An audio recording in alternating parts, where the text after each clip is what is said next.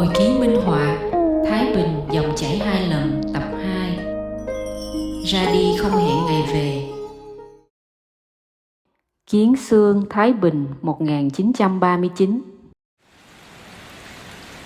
Ruộng lúa Thái Bình không chết cùng lúc. Chúng không úa vàng vì đạn bom, cũng chưa bị nhổ lên để trồng đay. Chúng lụi dần trong lặng lẽ bởi những cơn mưa trái mùa, bởi đất bạc màu, bởi những bàn tay đã không còn đủ sức gieo mạ, vì vừa đói vừa gánh nợ sưu thuế. Cò bay đi, ếch im tiếng. Gió thổi qua đồng không còn mùi rơm rạ, mà thoảng một mùi tanh lạ, lẫn giữa bùn non và nước mắt.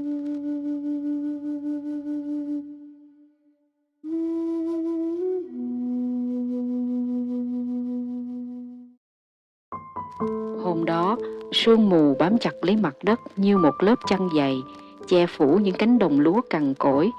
Đoàn Văn Thụ đứng lặng, hai bàn tay siết chặt, những ngón tay chai sạn vì làm thuê trên ruộng.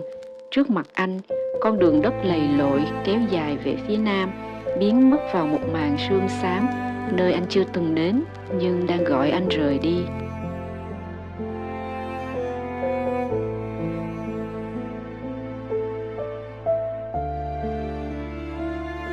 Phía sau anh là quê hương, một nơi đang chết dần.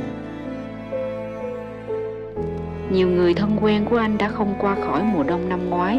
Anh lặng lẽ quấn tấm khăn cũ, đặt họ vào cái nông tre, rồi chôn xuống đất như thể chôn đi cả một phần trái tim mình.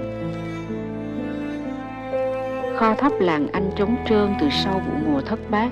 Bữa cơm độn bằng củ nâu, vỏ chuối, có hôm chỉ là một bát nước vo gạo chia ba.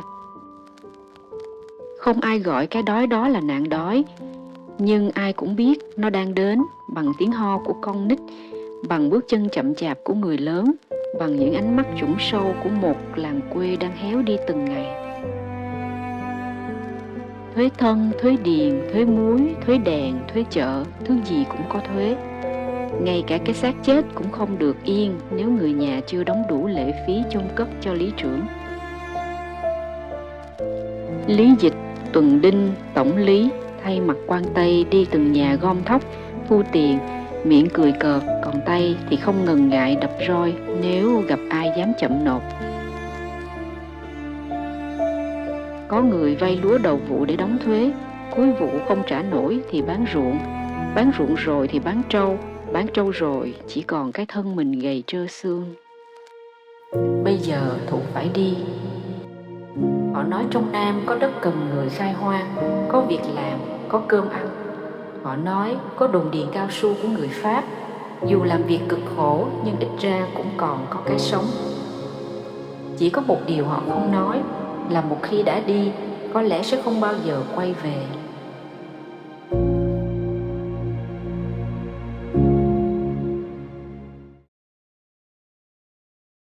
Em phải đi thôi. Giọng Thụ khàn đặc, nhìn người chị dâu của mình đang ôm đứa con trong tay, đôi mắt anh chẳng còn nước để khóc. Chị ở lại với cháu, em ra đi tìm con đường hy vọng. Nếu còn sống, sau này em sẽ về nhà đoàn tụ với anh chị và các cháu. Thụ thức dậy giữa đêm, không tiếng gà gáy, không ánh trăng, chỉ có gió bứt qua mái rạ, rít khe khẽ như tiếng thở của những người đã bỏ làng mà đi. Căn nhà chỉ rộng bằng 2 sải tay, một bên là chị dâu anh đang ngồi ngủ gật.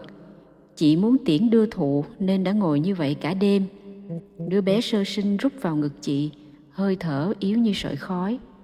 Chị dựa vào vách, đầu nghiêng, nét mặt xanh xao vì đói và thiếu ngủ. Đứa nhỏ thở khò khè, hơi thở nó có mùi chua của nước cơm để qua ngày. Thụ cúi đầu, hít một hơi thật sâu. Đất Thái Bình vẫn còn mùi mưa đêm qua, mùi quê hương, mùi của một nơi anh có thể sẽ không bao giờ đặt chân trở lại. Anh siết chặt túi vải rách, bước về phía màn sương. Trong túi vải của anh không ai biết có những gì. Không thể có nắm cơm gói trong mo cau như chị dâu đã chuẩn bị, vì anh không muốn lấy thêm gạo của chị và cháu. Anh ra đi chỉ mang theo cái họ và tên của mình. Bước qua cổng làng, anh không quay đầu lại nữa. Dòng chảy đầu tiên khơi nguồn từ đó. Thụ không phải là người duy nhất. Tại ngã ba Thái Bình, giữa một buổi chiều như tro rơi từ trời xuống, anh thấy họ, hàng chục người, kẻ dắt con, người bồng bế, lưng cong như dấu hỏi về số phận gửi lên ông trời. Họ không nói với nhau một lời, nhưng ai cũng biết mình đang bỏ chạy. Chạy về phía nam, một hướng, một hy vọng, một ảo ảnh. Thụ đi lẫn vào họ, như lẫn vào một đám người đã mất quê quán, chỉ còn lại hơi thở đứt quãng và tiếng bước chân.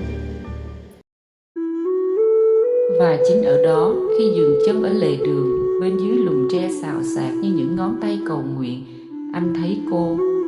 Cô ngồi chồm hổm, nhai sắn sống như trẻ con nhai kẹo, gò má nhọn như vết cắt, tay ôm chặt một chiếc khăn đội đầu rách tả tơi, không biết là quà cưới hay kỷ niệm của người chết. Cô nhìn anh, ánh mắt không phải dò xét, cũng không phải thương hại, mà như thể anh nợ cô điều gì, một món nợ chưa hẹn ngày trả. Anh ăn không? Cô hỏi, như hỏi một kẻ sắp chết có còn muốn thử vị đất trước khi vào mộ. Anh không đáp, nhưng thấy ấm lòng. Anh chỉ ngồi xuống cách cô một khuỷu tay. Cô bẻ đôi củ sắn dưới nửa vào tay anh. Em tên Mỹ. Tôi tên Thụ. Không ai cười.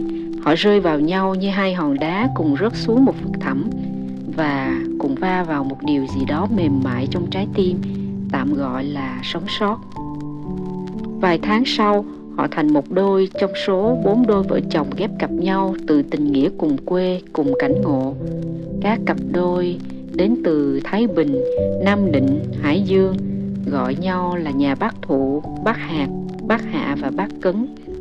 8 người, không gia đình nội ngoại, không hộ khẩu, không giấy tờ. Họ làm bạn và làm gia đình của nhau trên con đường tìm hy vọng, hướng về một nơi nghe đồn là đang tuyển người, đồn điền cao su miền Đông. Hai chữ tuyển người nghe như có phép màu. Họ chẳng biết đồn điền cao su là gì, cũng không biết rừng sâu đất đỏ sẽ nuốt chửng họ ra sao. Nhưng chẳng ai dừng lại. 4 đôi vợ chồng bước vào bóng tối như những kẻ mù lòa bám vào nhau mà đi, chỉ bấu víu vào một từ duy nhất: hy vọng. Đằng sau lưng họ, quê hương đã biến mất, phía trước chưa từng có lối đi. Và dù không hay biết, họ đã đặt chân lên một con đường mà chẳng phải ai cũng có thể sống sót để quay về.